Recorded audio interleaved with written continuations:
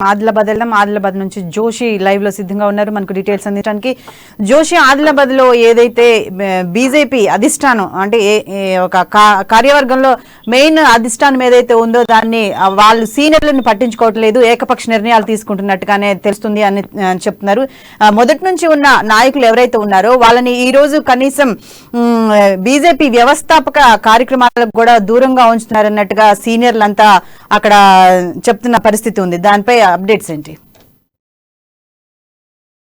Good evening Shirisha. ఇక్కడ ఆదిలాబాద్ జిల్లా అనగానే మొదటగా తెలంగాణ రాష్ట్రంలో ఉన్నటువంటి ఆదిలాబాద్ నియోజకవర్గము గత 2 ఎన్నికలకు సంబంధించినటువంటి ఆ సందర్భాల్లో కూడా బీజేపీ బలాన్ని చాటినటువంటి నియోజకవర్గంగా మనం ముందుగా పేర్కొనాల్సినటువంటి అవసరం ఉంది.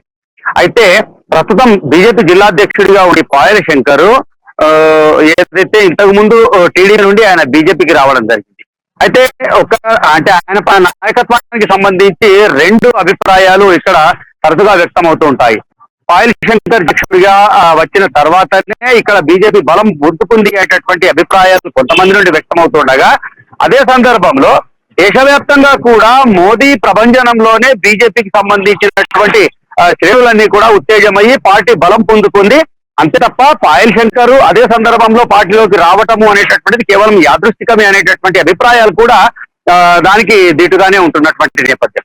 అయితే దశాబ్దాల క్రితము ఏదైతే పార్టీ ఆవిర్భవించిందో అంతకంటే ముందు జనసంఘుగా ఉన్నటువంటి నేపథ్యం నుండి కూడా ఆదిలాబాదు జిల్లా కేంద్రంలో జనసంఘకు సంబంధించినటువంటి తొలి పునాదిరాళ్లుగా పేర్కొనబడేటటువంటి నాయకులు ప్రస్తుతం ఇప్పుడు కూడా బీజేపీలో 2-3 చురుగ్గా ఉంటున్నటువంటి పరిస్థితి. అయితే వీళ్ళు ఎవరైతే ఉన్నారో ఈ గందె విజయ్ కుమార్, గందె కృష్ణ కుమార్ వీళ్ళిద్దరు కూడా సోదరులు గతంలో చాలా సందర్భాలు అంటే దశాబ్దాల క్రితం వాజ్పేయి, అద్వానీ లాంటి అగ్రనేతలు ఆదిలాబాద్ జిల్లా పర్యటనకు వచ్చినప్పుడు వీళ్ళింట్లోనే బస చేయడము, వీళ్లతో సఖ్యతగా ఉండటము అనేటటువంటిది ఢిల్లీ స్థాయిలో వీళ్లకు ఉన్నటువంటి అనుబంధము పరపతి ఏంటి అనేటటువంటి విషయానికి మనం ఉదాహరణగా పేర్కొనవచ్చు. అయితే ప్రస్తుతం ఉన్నటువంటి పరిస్థితుల్లో బీజేపీకి సంబంధించినటువంటి శ్రేణులన్నీ కూడా విస్తృతంగా ఉన్నటువంటి సందర్భంలో మొన్న జరిగినటువంటి ఆదిలాబాద్ లో జరిగినటువంటి బండి సంజయ్కి సంబంధించినటువంటి కార్యక్రమంలో బండి సంజయ్ ఏకంగా వేదిక పై నుండే ఒక సూచన చేయడం జరిగింది. నాయకులు ఎవరైనప్పటికీ, లీడర్షిప్ ఎవరిదైనప్పటికీ కూడా సీనియర్లందరినీ కలుపుకొని పోవాలి, జూనియర్లను కూడా కలుపుకుపోవాలి, సీనియర్లను విస్మరించడం సరికాదు అని చెప్పి ఆయన స్పష్టమైనటువంటి సూచనలు చేయడం జరిగింది. అయితే ఇదే విషయాన్ని తరచుగా బండి సంజయ్ కావచ్చు, అటు తరుణ్ చుగ్ లాంటి తెలంగాణకు సంబంధించినటువంటి ఇన్ఛార్జీలు, అమిత్ షా లాంటి వాళ్ళు కావచ్చు, వీళ్ళందరూ కూడా పార్టీలకు దిశానిర్దేశనం చేసేటటువంటి సందర్భాల్లో తరచుగా పేర్కొంటున్నటువంటి అంశం.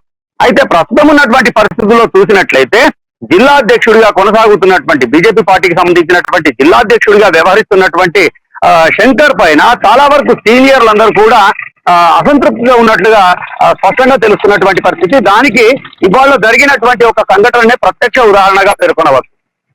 దశాబ్దాల క్రితం నుండి పార్టీని అంటే ఎటువంటి కార్యకర్తల బలం లేనప్పటి కాలంలో ఆ జెండాను మోసినటువంటి వాళ్ళుగా తమకు సరైనటువంటి గుర్తింపు ఇవ్వడం లేదు, పార్టీకి సంబంధించినటువంటి సంస్థాగత కార్యక్రమాలకు కూడా తమను పిలవట్లేదు, గౌరవించట్లేదు అనేటటువంటి ఒక మనస్తాపము, అసంతృప్తితో వాళ్ళు ఉన్నట్లుగా తెలుస్తోంది.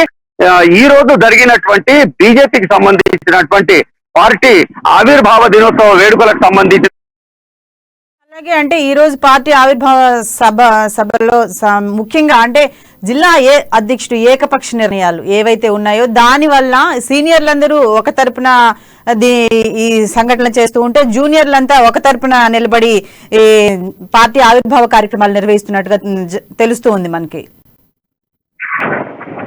అయితే వాస్తవంగా ఇప్పుడు ఉన్నటువంటి మనం ఆ దృశ్యాల్లో కూడా చూడవచ్చు. స్థానికంగా ఈ విషయం పైన అంటే బీజేపీకి సంబంధించినటువంటి శ్రేణుల్లో విస్తృతమైనటువంటి చర్చ కూడా కొనసాగుతున్నటువంటి సందర్భం. పార్టీకి సీనియర్లుగా ఉన్నటువంటి మూలస్తంభాలుగా ఉన్నటువంటి స్థానికంగా ఎవరైతే నాయకులు ఉన్నారో గందె విజయ్ కుమార్, గందె కృష్ణ కుమార్ లాంటి వాళ్లను పార్టీ ఆవిర్భావ వేడుకలకు సరైన రీతిలో ఆహ్వానించకపోవటము, వాళ్ళు లేకుండానే ఈ యొక్క కార్యక్రమం ముగించడం పట్ల అసంతృప్తికి గురైనటువంటి వాళ్ళు సరే ఎవరు పిలిచినా పిలవకపోయినా మాకు నాయకత్వంతో సంబంధం లేదు, మాకు పార్టీతోనే అనుబంధం అనేటటువంటి రీతిలో గందె కృష్ణ కుమార్, గందె విజయ్ కుమార్లు వారి తరానికి సంబంధించినటువంటి మరికొంతమంది సీనియర్లతో కలిసి వాళ్ళు అంటే విడిగా ఈ యొక్క పార్టీకి సంబంధించినటువంటి ఆవిర్భావ వేడుకలు నిర్వహించుకోవడము అనేటటువంటిది ప్రస్తుతం పార్టీలో ఉన్నటువంటి పరిస్థితిని పూర్తిగా అద్దం పట్టినట్లుగా మనకు చూపుతున్నటువంటి నేపథ్యం. అయితే దీనికి సంబంధించి ఇక్కడ ఉన్నటువంటి పరిస్థితుల ప్రకారంగా చూసినట్లయితే బీజేపీ జిల్లా అధ్యక్షుడు ఏకపక్ష నిర్ణయాలతో సీనియర్లందరూ కూడా ఒక రకంగా అసంతృప్తితో గురుగాను ఉన్నట్లుగా తెలుస్తున్నప్పటికీ వాళ్ళందరూ సీనియర్లు, పరిపక్వమైనటువంటి రాజకీయ నాయకులైనటువంటి నేపథ్యంలో వాళ్ళెవరు కూడా ఎక్కడ ఈ విషయం పైన నోరు మెదపడానికి సిద్ధంగా లేకపోయినప్పటికీ కూడా పరిస్థితులు అలాగే కార్యక్రమాలు జరుగుతున్నటువంటి నిర్వహణ తీరును బట్టి చూసినట్లయితే ఖచ్చితంగా ఇది పూర్తిగా పార్టీలో అసంతృప్తి ఉన్నట్లుగా మాత్రం మనకు తెలుస్తోంది.